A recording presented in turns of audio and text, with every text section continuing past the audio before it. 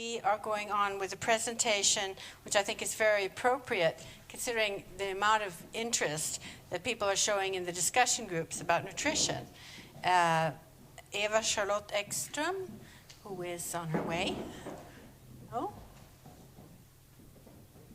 Okay. Someone else? It's okay. I assume you know all about. Okay. All right. Anyway, improved nutrition in a global perspective. The nutritional SDG, what does it entail? So for all of those of you who are a little bit fuzzy about what SDGs are, now we'll at least be able to get some input in what nutritional aspects should be included. Okay. Thank you very much for inviting me.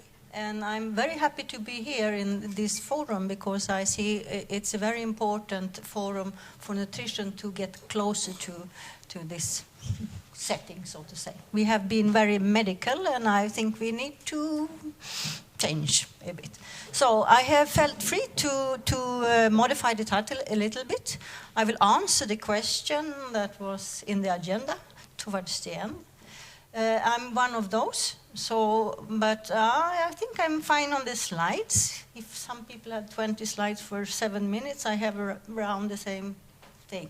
But I can go on. So my organization is that I first will talk a little bit what nutrition is, and then I'll proceed on nutrition in development, what that entails.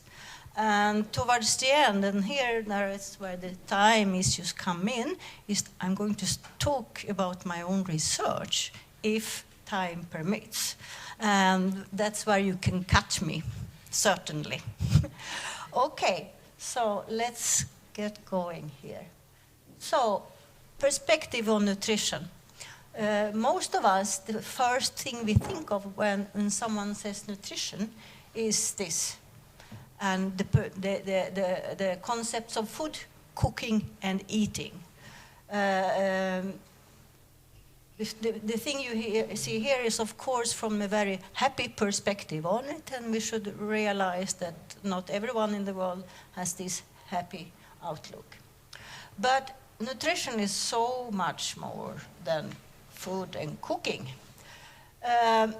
Nutrition as an outcome. In the 80s, we started to think of nutrition as u-landsnutrition or low-income country undernutrition or malnutrition. We had poverty in many parts of the world. There were some crises, different crises, and we started to see a large number of nutritional emergencies, and then the pictures of severely malnourished children came up. We were thinking of poverty to be the root cause for this at that time. And then there were interventions aimed to address poverty, and with the idea that the poverty, if we solve poverty, we will also solve the nutritional problems as well. So there were some structural adjustments in economic systems in many countries. Unfortunately, it didn't really always work as intended. And I think that many of you in the audience remember this book, Adjustment with a Human Face. That was a number of, scientists or nutrition activists, an organization that wrote this book to address what can happen and what did happen if you don't protect the vulnerable groups in the society. I think this was the time when we really started to think of that we also needed to have nutrition interventions. There were large-scale nutrition programs starting up, and the Tanzania Iringa project was one of those. There, we still see nutrition as an outcome. We do nutrition interventions. Now,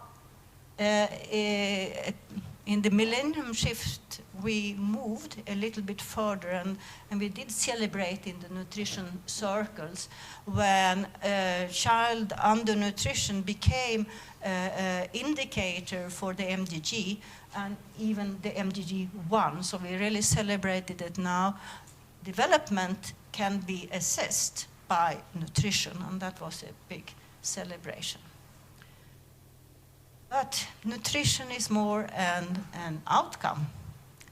Nutrition as a means, I think we really need to move on to this. We need to think nutrition as an input for something larger.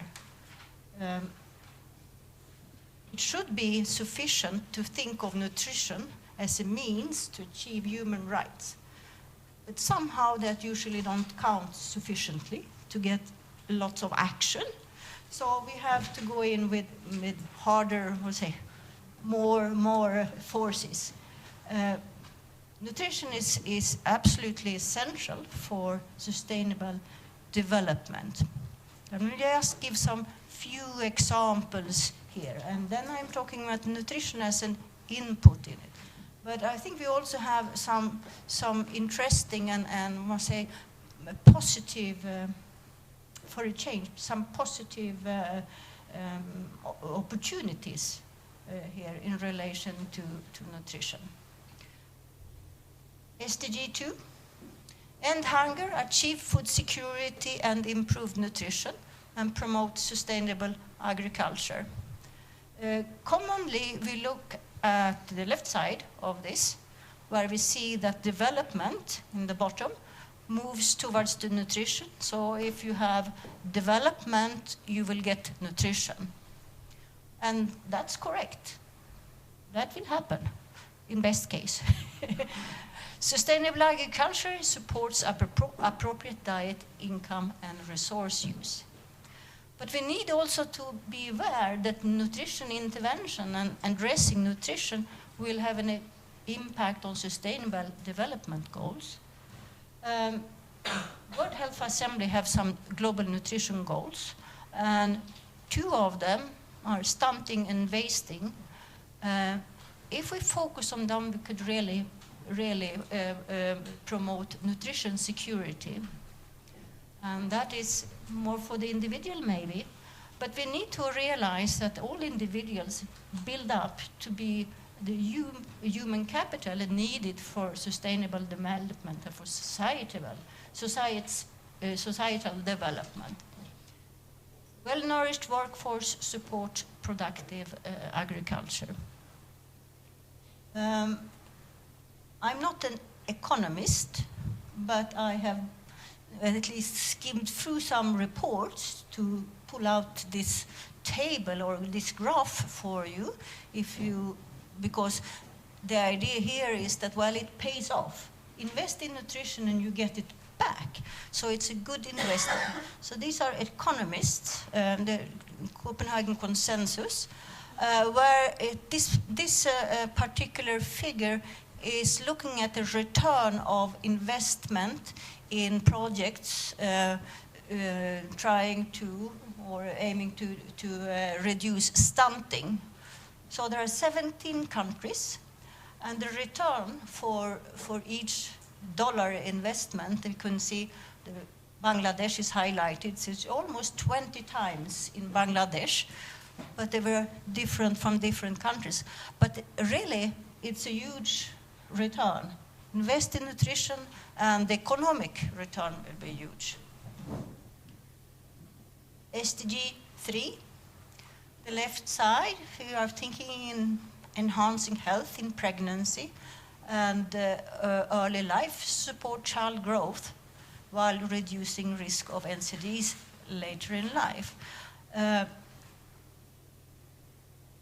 Maybe you think of first of all, I would say malnutrition these days is not only undernutrition. So malnutrition is definitely overnutrition. We have been talking and thinking in life cycles perspective in low-income setting, where we have been thinking that we need to address undernutrition early in life in order to break the vicious circle and get bigger people, to avoid undernutrition. Now, what is happening now is that we realize also that preventing undernutrition in early life is a means to prevent overnutrition in later life. So investment in preventing undernutrition will pay off also in adult diseases, in reducing non-communicable diseases, which is quite interesting. Prevent undernutrition and prevent overnutrition at the same time. This is a real reality in many low-income settings. Good nutrition reduces the risk of sickness and mortality, of course. Loss of human capital is important. Societal development, sustainable development. And then 12.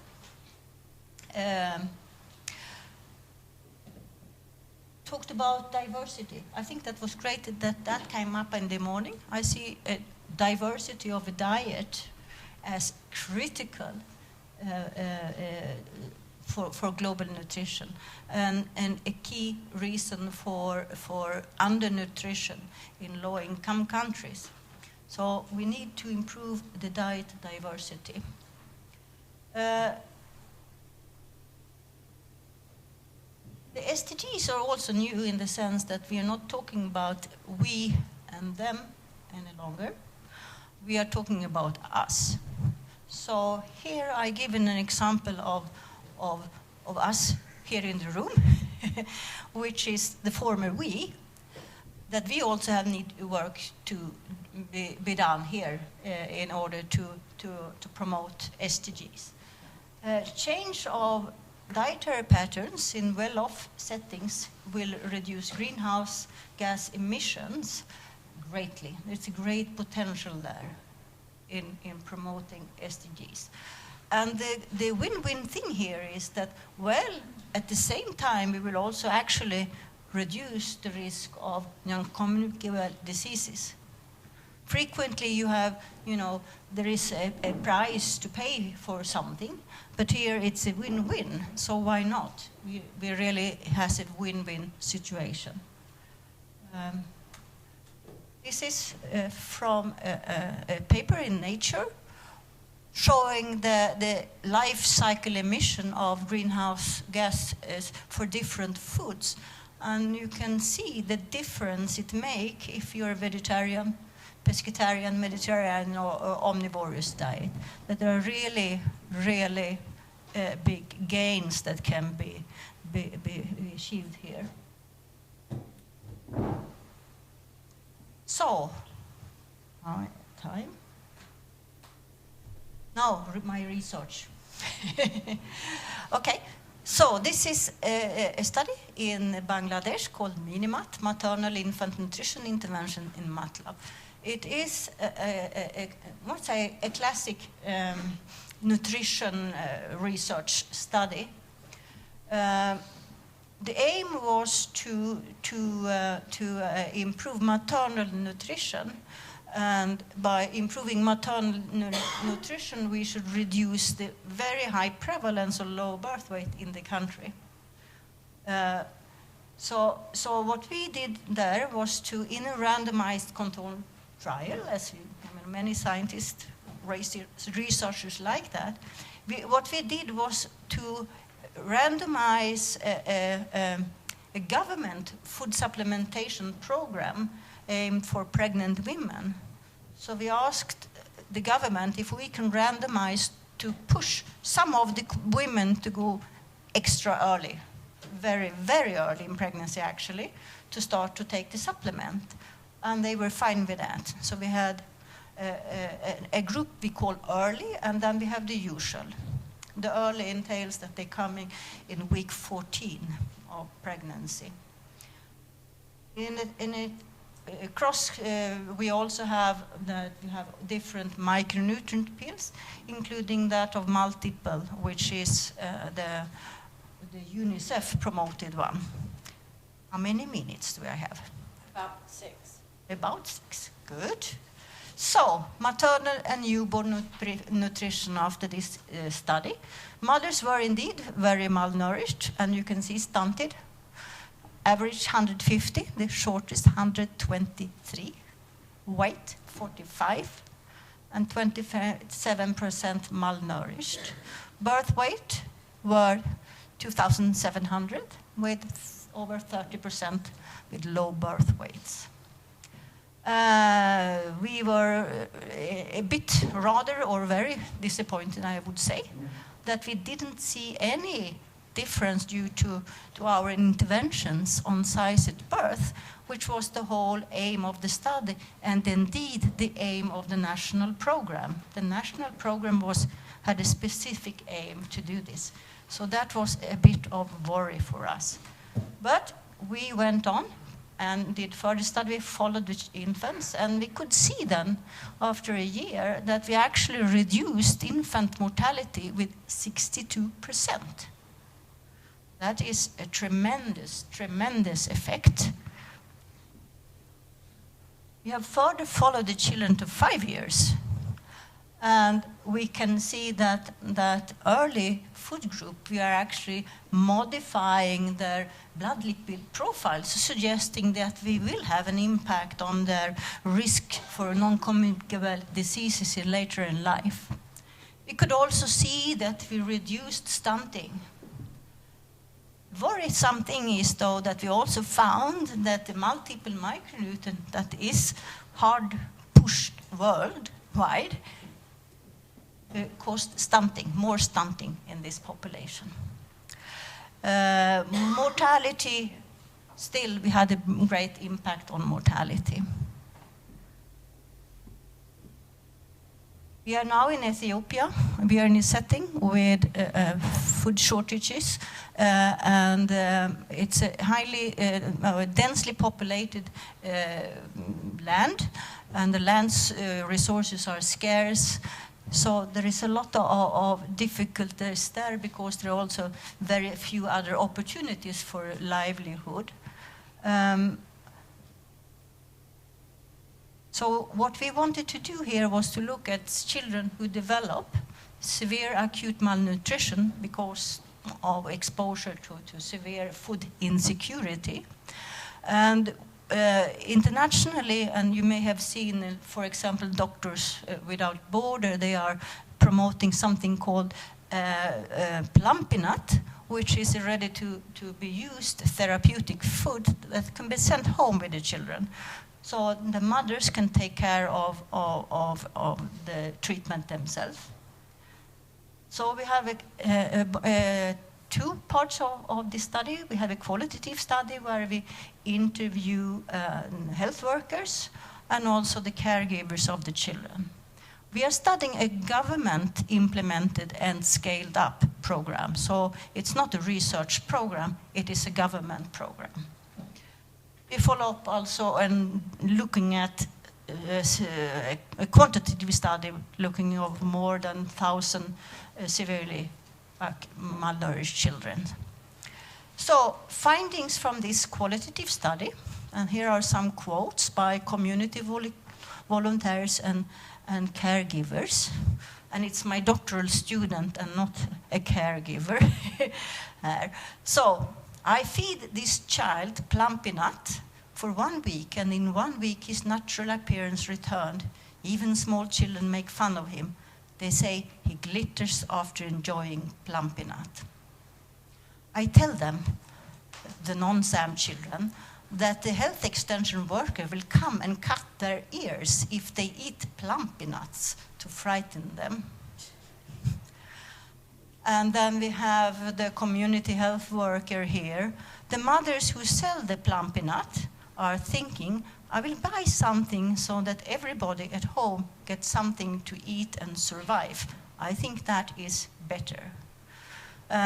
So in summary, here what we can see is that this is a very much appreciated product, but it has some real problems when you're targeting an individual in a family in a setting where you are food insecure, because the child become actually an economic advantage to keep them malnourished. So I think we have to be very careful when we do things like that.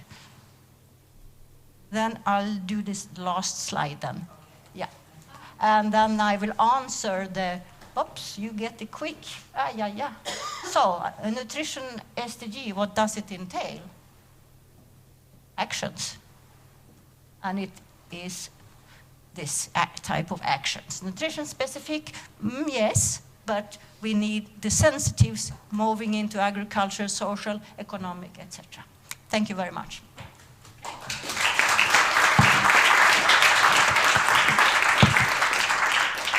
Just as an explanation, this was not a pecha kucha. We have one topic at each meeting here that's sort of more in depth. So this is not my interpretation of 7 minutes, in case you thought I was falling asleep. Now, since we had that detailed presentation and we had so much interest in the group discussions, don't go anywhere. I'd like to open up the floor for some questions, if you'd like to make them or some observations. Yeah, Katarina. Katarina Eriksson, Teatro Laval. Thank you very much. This was very, very interesting for me, who on a daily basis work with feeding programs, school milk especially.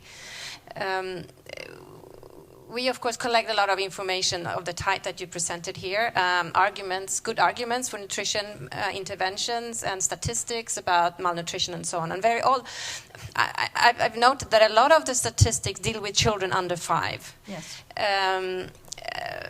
But we target, in most of the feeding programs that we get involved in, are children in school, primary school. Mm-hmm. So it's like from 6 years and up. Can you say something about it? Very often you hear that it's if damage is caused, during the first 2 years or even up to 5, then it's irreparable. But we would like to believe that nutrition is good through your life, for, as you pointed out here, for pregnant women and lactating women, and also for older children. So can you say something about, and maybe explain why there's so much focus on all the statistics, everything is for children under 5, and why it's so important also for children in school? Okay. Comment on that sort of lack of information that as I have seen it. We're even starting to think about children under 2, and we're talking about the 1,000 first days, which is actually when you're here and up to 2. And the reason is that the potential gain is so much more at that time. When you are intrauterine, you are programmed, and you program for the setting where you are in. And that is also setting the path, both in terms of your height development, as well as in your risk for overnutrition. So pregnancy or even pre-pregnancy is a critical period if we want to have intergenerational changes. So if we want return that is also long-lasting, we need to put emphasis there. Still, of course, children, even if they didn't have an intervention when they were in utero, we need to continue to address their needs. But the highest return is definitely the first 1,000 days. Any other questions or comments? Okay, way in the back. Okay, first here, and then we pass it back to Caroline. Mats Åberg, Sida still. To observe reactions to your presentations, very interesting, thanks a lot. On relating to cost efficiency. I was puzzled, surprised, curious on how it could be 15 times more efficient to invest in Indonesia than in DR Congo, according to one, but I might have misunderstood that one. The other question on or comment on cost efficiency would be then on the plumpy nuts. There, I mean, one could argue whether that is the most cost-efficient way to deal with the issue, and also how sustainable it is. Thanks. So for the first comment, I will just say I'm not an economist. That's why I just copied an economist's view. So please write to that group instead. In relation to plumpiness, it is a heated debate. There are two camps, and I do think that plumpiness is tremendously effective if used properly. And probably the time when it's very effective is when it's under controlled contexts, like if there is an acute emergency, families are in a camp, and there are NGOs, the international agency, with tons of money and tons of resources, which will provide for the whole family. When you scale this up to be something that is for the larger load of SAM cases that occur in the society, and the society itself, as such, have problem with food insecurity. And of course, it's the food insecurity families that get children with SAM. So it is a vicious circle, and then the SAM child is actually a potential benefit for the household survival. You get very nervous when you see this. Yeah. Okay, a last question. Okay. Thank you for the interesting presentation. A question on the study, your study you presented. I mean, there are many causes of child mortality. So water and sanitation, infectious diseases, and so on. I'm puzzled that you saw 61% reduction through just intervention on nutrition. The benefit we had here was that it was a randomized, controlled trial. So we are comparing the different interventions. We had 6 different groups. So we are comparing and get the 62% reduction between these types of supplements. So there are no biases there. This is the food. So basically, without intervening on other aspects, just nutrition alone, you can reduce child mortality by 61%. Yes, in certain settings. We have to also think of the settings. We had a rather special setting here with a mother being very malnourished. But I think this also calls for something which I think is critical also, for Bangladesh here. Well, the program set out to do something, improve maternal nutrition, and in order to improve low birth weight. The program was evaluated for its effect on low birth weight, and there was none. And the program stopped. And they didn't look for the mortality, and they didn't look for the long-term things. So, too bad.